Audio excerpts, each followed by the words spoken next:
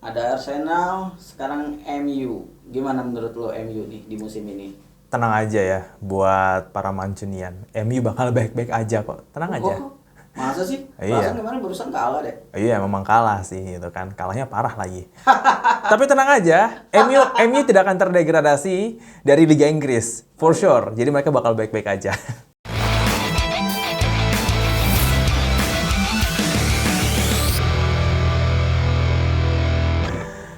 Manchester United, ini adalah satu klub yang tidak pernah habis untuk diomongin ya di seluruh penjuru dunia oleh siapapun ya kan. Karena MU selalu menghadirkan headline-headline menarik di setiap pertandingan yang mereka lalui. Nah, tapi gimana nih menurut lo sebagai fans MU terutama, apakah MU bakalan berprestasi kah musim 2023-2024? Menurut lo MU bakal baik-baik aja kah atau justru ini tanda bahaya nih ya dan harus segera mendepak Erik ten Hag. Kalau menurut gua ya, ini asoy ya, namanya juga asoy, analisis sotoy. MU bakal baik-baik aja guys, tenang aja. MU nggak akan terdegradasi dari Premier League seperti halnya Leicester City. Nggak lah, bercanda ya. MU nggak bakalan kayak Chelsea ya yang turun sampai keluar dari 10 besar. Nggak. MU nggak akan kayak begitu. Justru menurut gua MU akan bersaing tapi tidak untuk juara, melainkan untuk merebut 4 besar. Kenapa begitu? Gini loh, Erik ten Hag itu kan pelatih yang berkualitas ya. Gue udah ngelihat dia dari zamannya di Ajax ya, terutama waktu pas bawa Ajax ke semifinal Champions League di 2018-19.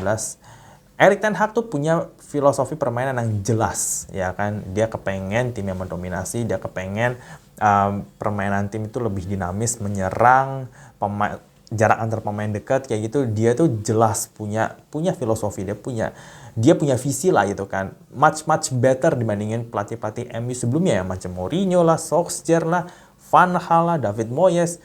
Ten Hag itu yang paling menjanjikan ya, gak usah nuntut hasil ya. Ingat ya, kalian tuh fans sepak bola terutama di Indonesia terlalu melihat hasil dan statistik ya. Kalau kalah berarti jelek, kalau menang berarti bagus. Nggak juga ya kan. MU menang tapi nggak main bagus, MU kalah tapi bukan berarti mereka main jelek ya. Ada beberapa faktor ya kenapa sebuah tim itu bisa kalah. Lu main cantik, lu main bagus selama 90 menit, tapi kalau kiper lu blunder ya lu kalah juga kan. lu cetak 2 gol, 1 gol, 3 gol unggul gitu kan ya. Tapi kalau back lo ngelakuin kesalahan terus mau salahin pelatih gitu kan. Oh, gimana lu back lo kok salah gitu kan. Lah ya main dia bukan gue, gimana? Ya kan kayak gitu ya kan, nggak mungkin kan kita nyalain pelatih gara-gara blunder seorang pemain. Itu kan murni kesalahan individu. Nah, tapi peran pelatih adalah bagaimana menjaga kepercayaan diri dari seorang pemain itu untuk tetap main di setiap pertandingan, tetap perform meskipun dia pernah blunder, dia pernah bikin timnya ngedrop itu. Tapi gimana caranya menjaga ini pemain tetap bisa perform, menjaga mentalnya. Nah, salah satu kekuatan Ten Hag adalah bagaimana dia itu mengangkat performa seorang pemain. Waktu di Ajax, dia tuh benar-benar ngangkat yang namanya Dusan Tadic loh. Dusan Tadic yang tersingkir dari skuad Southampton itu jadi pemain luar biasa di tangan Ten Hag di Ajax loh. Kok bisa? Ya kan? Nah, di MU, don't get me wrong, di MU dia juga sudah melakukan, atau nggak ke siapa? Ke Harry Maguire. Ya, Harry Maguire yang suka kita bully itu, yang tukang blunder, yang kita pertanyakan, ini pemain kok masih dipakai aja. Tapi nyatanya dia tuh bisa menunjukkan performa yang bagus di beberapa pertandingan loh. Ya, jangan salah. Harry Maguire tuh nggak main jelek, guys. Harry Maguire tuh tidak sejelek itu. Harry Maguire tuh pada dasarnya adalah seorang pemain yang berkualitas. Tetapi namanya juga pemain sepak bola, dia juga manusia. Dia bisa kalah dengan tekanan. Maguire terlalu cepat untuk diberikan ban kapten sama MU dan harganya dia terlalu mahal, melebihi seorang Van Dijk ya kan. Udah harganya mahal, jadi kapten MU. Terus dia pernah tersandung kasus ya waktu dia tuh dirusuhin waktu liburan di Yunani itu kan. Itu benar-benar mempengaruhi mentalnya tuh. Itu benar-benar berpengaruh loh, apalagi dia dapat kritik dan segala macam ya. Itu berpengaruh banget sama mental Maguire. Nah, semenjak Maguire nggak magang kapten MU lagi dan dia berapa kali jadi pemain cadangan, masuk hanya sebagai pemain pengganti, tekanan dari dia kan berkurang ya kan. Dan hebatnya adalah Ten Hag itu melakukan itu kepada Maguire dan bisa mengembalikan performanya, kepercayaan dirinya. Maguire termasuk pemain yang harus kita respect loh, karena dia itu bisa menahan segala kritik, cemoohan, meme di seluruh sosial media terhadap dirinya dan kembali perform sama MU. Ya kan? Andre Onana, lu harus tahu ya, waktu Andre Onana main lawan Manchester City, yang MU kalah 3-0, dia tuh ngelakuin 7 kali penyelamatan gemilang. Penyelamatan yang dilakukan tuh bukan kayak pemain City tendang pelan ke gawang, terus tangkap, terus di statistik dibaca shot on goal gitu kan. Enggak. Dia tuh sampai melayang begini, turun ke bawah. Dia bener-bener kerja keras banget. Bahkan kalau nggak ada Onana, itu MU kebobolan bisa 8-0 loh. Serius. Bisa 7-0 kalah tuh di Old Trafford tuh, makan tuh Tsunami Trophy. Tapi serius begitu ya, Onana ini termasuk pemain yang performanya tuh membaik, ya kan? Padahal dia bikin blunder kan sebelumnya kan, banyak bikin blunder. Tapi di sinilah peran pelatih ya. Peran pelatih adalah meningkatkan mental pemainnya. Tapi gimana dong? MU kok tetap gak menang gitu kan? Terus apa yang dilakukan Ten Hag sama pemain lainnya? Apa yang dilakukan Ten Hag terhadap permainan ini? MU di babak pertama sebelum kebobolan dari penalti itu mainnya cukup oke loh. Dia cukup menekan City. Dia nggak membiarkan City tuh bermain dengan gaya permainannya, nggak leluasa dalam mengoper bola dari satu antar pemain. Dia pressingnya tuh cukup tinggi loh, ya kan. Tapi gara-gara penalti itu kan memang mungkin itu sedikit banyak mempengaruhi pemain, ya kan. Dan sampai gol kedua tuh akhirnya udah tuh MU tuh mainnya acak-acakan. Tapi disitulah Ten Hag tuh merevolusi permainan MU. Yang tadinya dia itu, gue kalau ngeliat MU sebelum dilatih sama Ten Hag ya, ngeliat MU di bawah Ole, bahkan di bawah Mourinho, kalau tim lawan megang bola, dia itu nggak ngepres. Dibiarin aja tuh pemain tuh, tim megang bola, ya kan. Pemainnya tuh ngapain? Ngelakuin zona defense gitu kan. Jadi dia lebih menjaga zonanya, bertahan di zona gitu kan, ya kan, menutup ruang. Tapi nggak ngasih pressing ke pemain lawannya gitu kan. Itu pemain bawa bola, dribble, ya udah gitu loh kan. Di main-main aja gitu kan. Bahkan tim-tim yang lawan MU itu bisa main back pass tuh kayak aman-aman aja gitu kan. Padahal kalau tim lain ngelawan City, lawan Liverpool, ya, ngelawan Bayern Munchen, itu kalau tim lain main back pass, kiper back gitu tuh. Wow, itu diuber atau pemain Munchen, Liverpool sama City itu. Pasti ada momen di mana pemain lawan akan melakukan kesalahan dan akhirnya bola akan direbut kembali. Tapi MU tuh enggak kayak gitu sebelum zaman Ten Hag. Nah, waktu Ten Hag megang, itu kelihatan MU jadi tim yang menuju ke sana. Gue ngeliat sendiri waktu lawan City itu. City nggak leluasa loh main bola dari kaki ke kaki, tiki-takanya tuh nggak jalan gitu kan.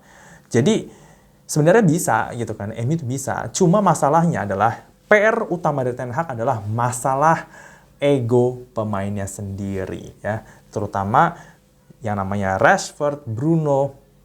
Gue nggak tahu kenapa Bruno Fernandes ini nggak pernah digeser sama sekali. Kenapa Ten Hag itu bisa tegas sama Cristiano Ronaldo, ya, pemain terbaik di dunia yang punya reputasi, tapi dia tuh nggak bisa tegas sama Bruno dan Rashford gitu kan. Mungkin Ten Hag belum menemukan alasan yang benar-benar bisa make sense buat para fans, ya kan, kalau Bruno sama Marcus Rashford itu dicadangin gitu kan. Kenapa mereka cadangin? Apakah mereka cedera? Ya kan, tapi kan kalau misalkan kelihatan Rashford seringkali buang peluang, dia nggak ngoper ke pemain saat posisi pemain lainnya tuh kosong gitu, atau Bruno mainnya tuh kayak nggak niat kalau misalkan taruh di kanan, atau misalkan dia tuh nggak dapet banyak bola, bukan jadi center point dari permainan MU gitu kan, nggak bisa kayak begitu, ya kan. Tapi Ten Hag pun kalau mau cadangin Rashford dan Bruno, siapa penggantinya? Nggak ada yang bisa gantiin mereka. Masalahnya itu, nggak ada pemain pelapis yang bisa menggantikan posisi mereka berdua, yang punya level yang sama, ya kan. Cadangannya MU siapa sih? Di kiri, Garnacho, ya kan, masih muda. Pellistri, masih muda, ya kan. Dulu dia punya Greenwood, tapi masalah KDRT, ya kan. Anthony nggak jalan, Sancho bermasalah. Jadi, kalau Ten Hag ngecadangin Bruno dan Rashford, otomatis MU nggak punya pengganti loh. Itulah kenapa mungkin Rashford sama Bruno terus dimainin. Murni karena nggak ada yang bisa menggantikan mereka di level mereka, ya kan. Kalau misalkan nih ya, MU punya pemain, misalkan dia punya Bruno, dia punya Szoboszlai ya, Szoboszlai Liverpool, dia punya Heung-min Son, dia punya siapa lagi tuh, punya Vinicius. Ya mungkin Bruno sama Rashford bisa diganti baik-baik aja, orang pemain yang masuk gantiin mereka tuh pemain bagus kok gitu kan, bukan pemain mediocre. Ini masalah pemain mediocre guys gitu. Pemain muda dan mediocre gitu loh. Gimana coba Ten Hag bisa gantiin Bruno dan Rashford gitu kan? Nggak bisa. Bahkan seorang striker aja, itu yang namanya Højlund, kualitas itu nggak kelihatan, nggak usah mencaci dia karena nggak cetak gol, karena dia nggak dikasih supply sama Bruno dan Rashford, dan juga pemain-pemain di belakangnya gitu kan. Terlalu kelihatan banget pemain MU itu main untuk diri sendiri, dia nggak main untuk tim, mereka tuh nggak bisa ngikutin sistem. Pemainnya tuh nggak tepat untuk mainin sistemnya Ten Hag, gitu loh. Jadi, inilah PR terbesar Ten Hag. Tapi tenang aja, MU nggak akan ngedrop banget.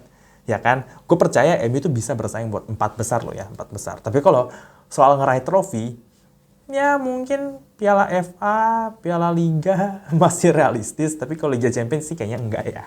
Liga Champions, Premier League lupain aja lah. Pokoknya sekarang yang penting lihat perkembangan MU. Lihat sisi positif di balik hasil negatif. Ya, jangan lihat negatifnya doang. Karena sebenarnya mereka bikin progres loh ya. Cuma emang karena fans, terutama di Indonesia, cuma melihat hasil menang kalah, skornya berapa, statistik, possession footballnya berapa, shot on goal dan lain-lain ya. Jadi ya nggak kelihatan bagus gitu kan, lo harus nonton. Even gue yang bukan fans MU aja berapa kali nonton MU, itu gue bisa ngerti gitu loh kan. MU ini sebenarnya tuh sedang berproses ya kan. Dan menuju ke arah yang benar. Percaya deh, Ten Hag itu adalah pelatih terbaik yang MU milikin sejak Sir Alex Ferguson. Trust me, ini bukan soal trofi, tapi bagaimana visi permainannya dia ke depan. Jadi kalau MU mau membangun kembali skuadnya, bersabarlah dengan Erik ten Hag. Seperti itu. Oke, itu aja untuk video kali ini. Silahkan subscribe channel Arena Pro, nyalain loncengnya. Jangan lupa ya, kalau kita update video biar dapat notif. Terus like video ini dan jangan lupa untuk kasih komen tentang MU di musim ini. Kita ketemu lagi di video selanjutnya. Dan ucapin salam olahraga.